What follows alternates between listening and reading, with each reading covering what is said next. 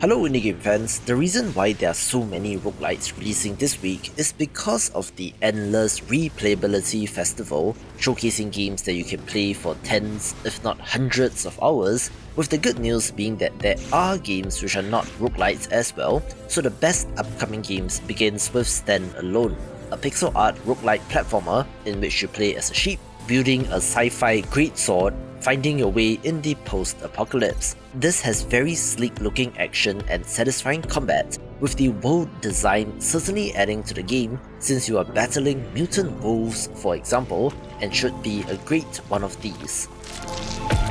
Galactic Glitch is an arena action roguelite title in which you have a gravity gun as one of your main weapons, using it to rip components off enemy ships, grab projectiles or asteroids and fling them back at enemies. This adds to the fast-paced combat, which you need to balance with the regular dodging and avoiding attacks, as well as using your primary and secondary weapons, of which there's a lot of variety, from regular projectiles to lasers, missiles and more. I happened to revisit its demo recently and the action feels good, with the gigantic bosses to fight being memorable, and with the release penciled in for next month, do wishlist the game and look forward to it. This video is brought to you by Project AHNO's Ark, a turn-based tactics roguelite but with a twist, since it incorporates elements of Go or Wei Qi in the combat, going one rung up the ladder from checkers to chess to Go. This manifests in the positioning of your units, in which surrounding an enemy or a group of enemies will result in their instant elimination, which applies to bosses as well and is a viable strategy. This is in addition to the expected special abilities and attacks, with a whole bunch of different abilities and customization options at your disposal. The roguelike procedural generation results in replayability, all wrapped up with some great anime-style art, so if interested, wishlist the game on Steam via the link in the description below.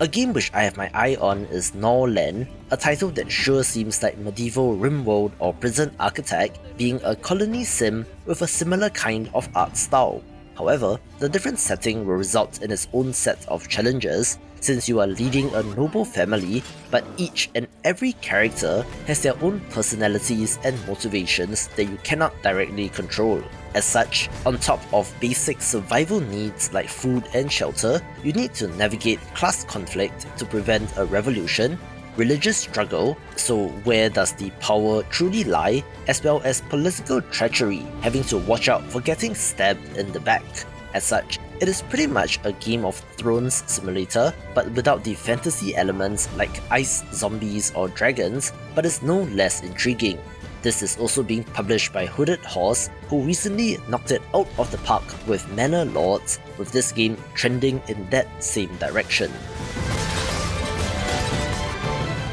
I last talked about Shapez 2 when covering upcoming factory building games, in which this is the sequel to Shapez, which released on Steam in 2020, and prior to that was and still is playable in browser for free. This is a factory building automation title like Factorial, but rather than mining copper or iron and then smelting it into bars, you are instead creating abstract shapes, cutting up and piecing together the required configuration and pieces. And while more abstract in concept, it is nonetheless still a great one of these. The sequel has less of a minimalist look and takes it into 3D, where you are somehow creating a floating factory thing in space, no explanation needed, with the verticality literally adding a new dimension to the game. There are multiple lists of features on the Steam page that explains that this game is for you, whether you are new to the genre, are a veteran of the factory game, or have even played Shapez 1, so there's something for everyone with this title. This next game has been chugging along in development and I can feel it in my bones. The release of Sandwalkers is close, although yet still unannounced at this moment in time. This is a pixel art roguelite RPG that looks awesome, in which you are traversing through dangerous post-apocalyptic lands in a caravan, searching for a safe place to plant a new tree city and to gain the knowledge to restore the mother tree so that the world can be saved. This is from the developer of Legend of Keeper's Career of a Dungeon Master, and it kind of shows in the combat, although rather than being on a single line, the units are spread out in formation, but positioning does still matter, being one of the more promising entries. Every step and every choice shapes the future. Back in 2019, a little game named Void Bastards released, which was basically a roguelite first-person shooter immersive sim about playing as expendable prisoners sent to explore and loot ships, and then using these resources to try and escape, having an appealing art style and fun gameplay, and we have the follow-up releasing this year in Wild Bastards. Similarly, this allows you to play as a variety of characters, 13 to be precise, each having their own unique abilities and do play differently, but in this case, having a wild space western setting. Yes, that means exploring different planets and taking part in showdowns as your crew of outlaws attempt to escape from a puritanical magnate who is hunting them down. The comic book art style looks sick, as is the minute-to-minute action, so here's hoping they nail the gameplay loop.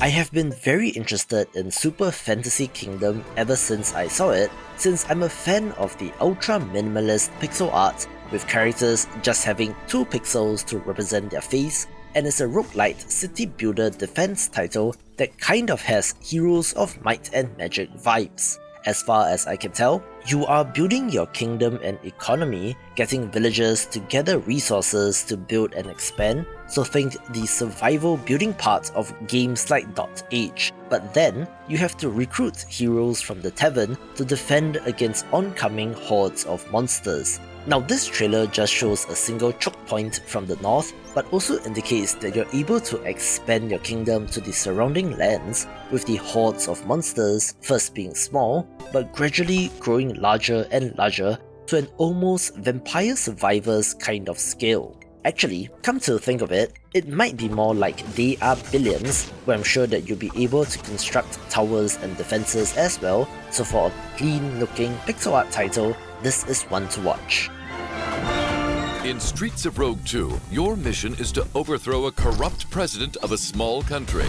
either solo or with friends via online co-op. Of course, I have to give mention to Streets of Rogue 2, the sequel to a very popular action roguelike title that is the closest you can get to indie GTA. The appeal of the original and this game is the sheer amount of playable characters, from hacker to gorilla to investment banker, alien, policeman, ninja and more, with each actually being unique and having different ways to tackle the different scenarios presented to you. I always thought that the run-based structure of the first game was kind of a strange fit, so they seem to have corrected that with the sequel in being a completely open-world sandbox where there is a central goal of getting rid of the corrupt president, but in sandbox game fashion, you are free to wander off to do your own things and ignore the main quest up to a point. The animated cutscenes are gorgeous, and the pixel art has leveled up as well and looks awesome, but I fully expect this to be a mega hit.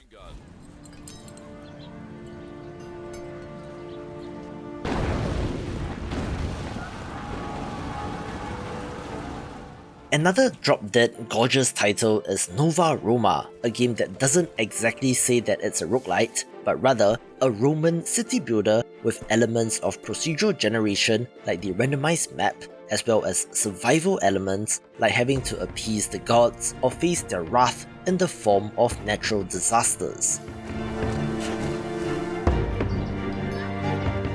This is from the developer of one of my favourites in the genre in Kingdoms and Castles, so to see their next project being announced was neat, and unsurprisingly, given how good the previous game was, this has also quickly shot up the charts.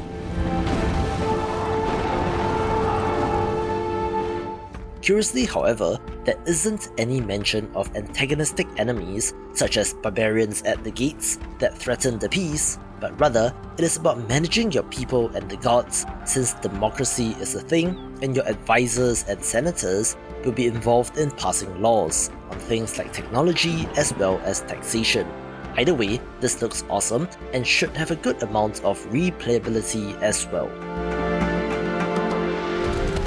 From the developer of the sandbox mercenary company strategy game Battle Brothers comes Menace, a sci-fi tactical RPG that sees you waging war against an alien threat. This is very XCOM-like in nature, since you will receive distress calls from various colonies and planets and have to decide where to send your limited resources to and which to ignore, where the world will dynamically shift and change based on your decisions. The sector has been cut off from outside communications, so theoretically you're at the top of the chain of command, but the region is lawless and comprises of pirate warlords and local planetary governments, so you need to find a way to unite the humans against a larger threat, with it being the poster child for endless replayability due to the sheer variety. Watch this video for more upcoming tactics titles.